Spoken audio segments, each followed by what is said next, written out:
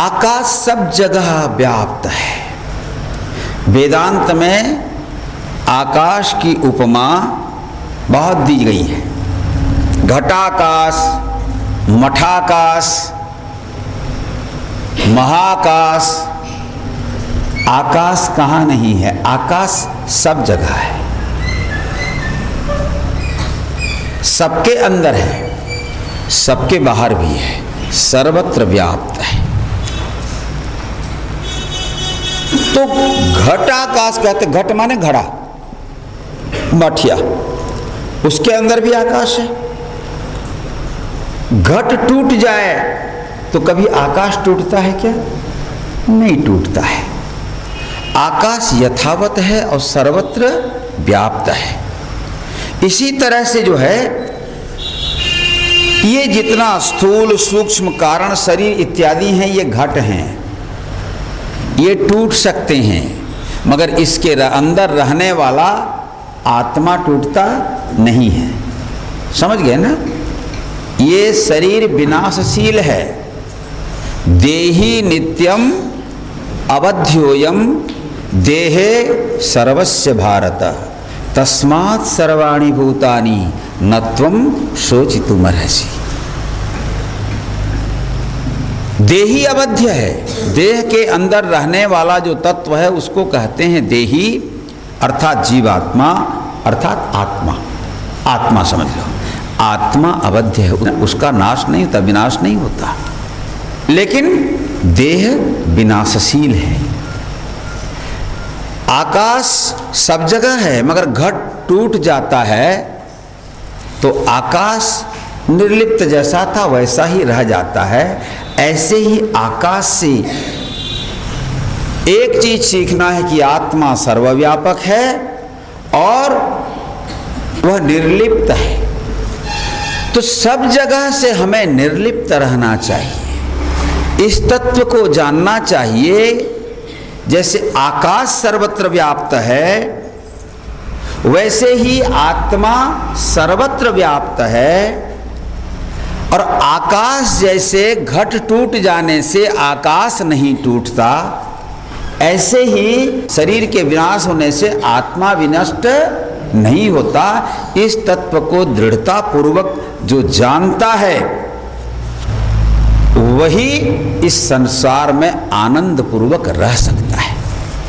तो भगवान दत्तात्रेय कहते हैं, हे राजन, मैंने आकाश से ये सीखा कि सब जगह से निर्लिप्त रहो, सब जगह रहो, कहीं भी जाओ, कैसे भी करो, लेकिन सब जगह से निर्लिप्त रहो।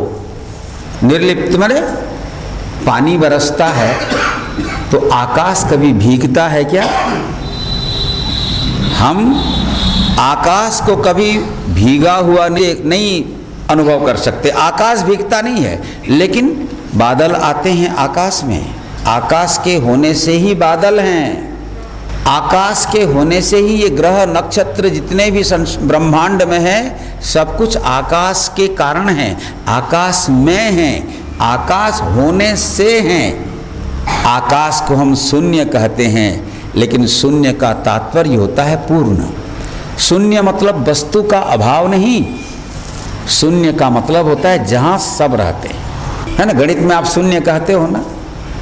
शून्य का मतलब लोग समझ लेते हैं कि जहाँ कुछ नहीं होता वो शून्य है, क्योंकि हम गणित में यही सुनते हैं कि शून्य के बाद 1 2 3 4 5 6 7 8 9 9 संख्या है ना।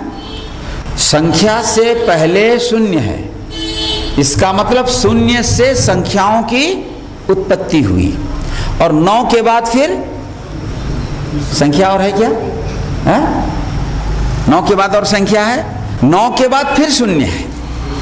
इसका मतलब संख्या से पहले भी शून्य और संख्या के बाद भी शून्य।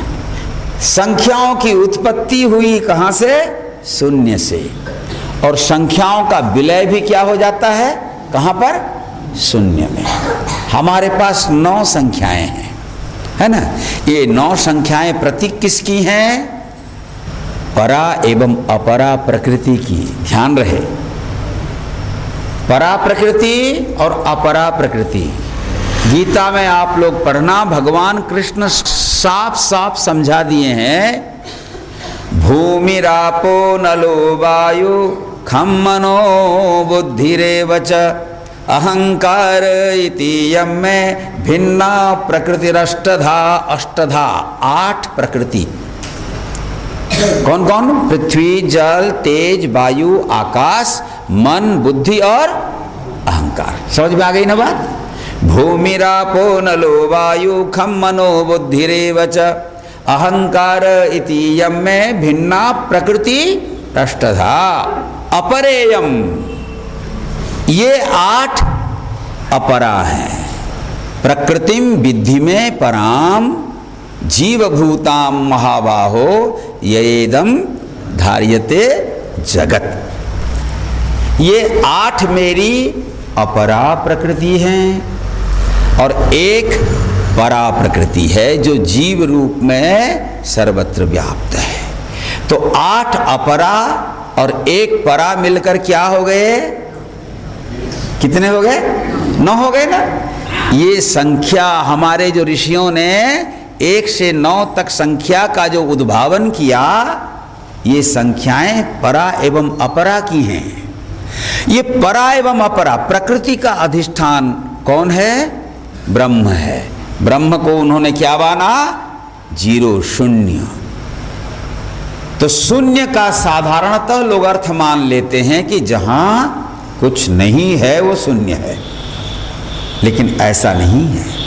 जहां सब कुछ होता है, जो परिपूर्ण है, उस पूर्णता को कहते हैं शून्य। शून्य की अभिव्यक्ति होती है पूर्णता में। तो शून्य वस्तु का अभाव नहीं। आपकी आंखें शून्य को नहीं देख सकती, क्योंकि आपकी आंखें स्थूल को देखती हैं। आप ये घर को देख रहे हैं, कि महानदी में प्रवाहित जल को देख रहे हैं, ये सब स्थूल हैं। लेकिन ये जो शून्य है, यही पृथ्वी, जल, तेज, वायु, आकाश, इस आकाश में ही पृथ्वी, जल, तेज और वायु, ये चारों महाभूत सूक्ष्म रूप में विद्यमान है, परिपूर्ण है कि नहीं? लेकिन हमको नहीं लगता कि ये शून्य में, यहाँ मिट्टी है मैं बोलूँगा, पृथ्वी है, धरती है, आपको लगेगा नहीं। आप कभी पहले खपरेल घर होते थे तो देख, आजकल तो या कहीं पर देखना जहाँ सूर्य का किरण घर में कहीं छिद्र में से आता है, तो उसमें देखना कितना छोटे छोटे धूल के कण अणु पर दिखाई पड़ते हैं कि नहीं? इसका मतलब ये शून्य में ही सब कुछ भरा हुआ है। और ये शून्य किसका प्रतीक है? ये शून्य क्या है? इसी को हम आकाश कहते हैं। इस शून्य को हम क्या कहते हैं? आकाश कहते हैं। अन्य अर्थ में इसको अवकाश भी कहा जाता है ना? टाइम और स्पेस, काल और अवकाश को लेकर विज्ञान के बहुत सारे सिद्धांत हैं।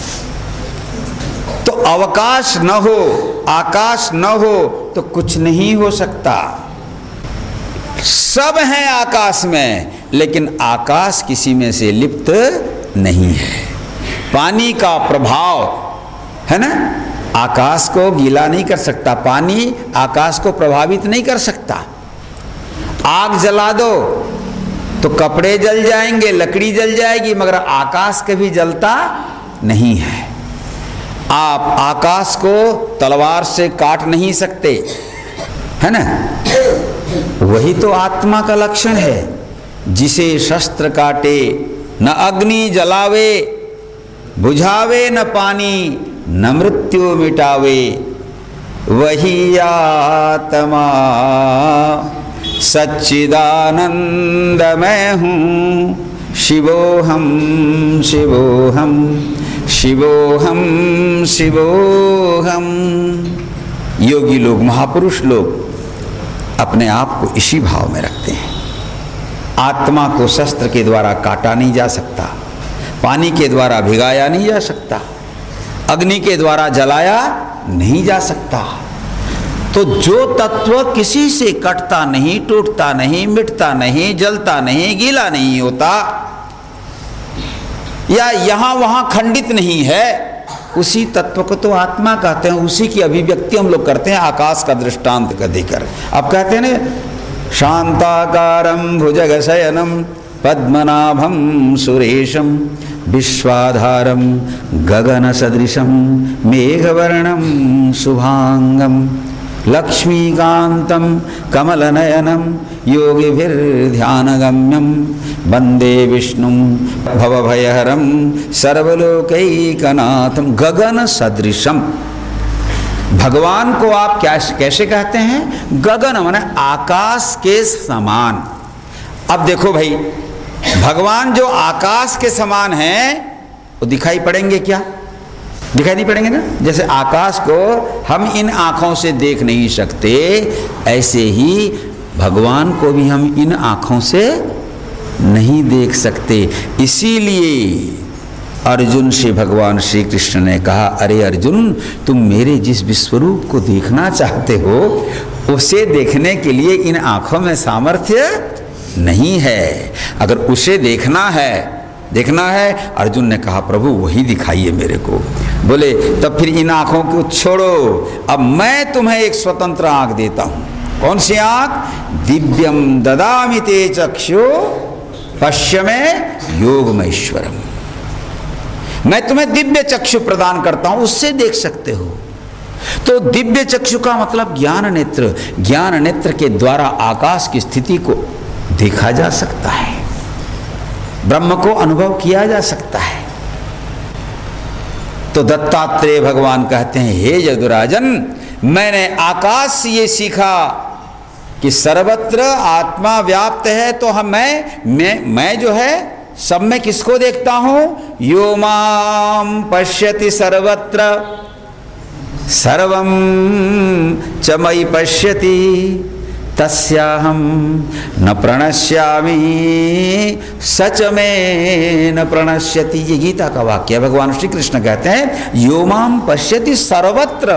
सर्वत्र का मतलब केवल मनुष्य के अंदर नहीं, कीट पतंग से लेकर के समग्र जड़ और चेतन, अखिल ब्रह्मांड में जड़ चेतन में जो सर्वत्र परमात्मा को देखता है, यथार्थ में वही देखने वाला होता है।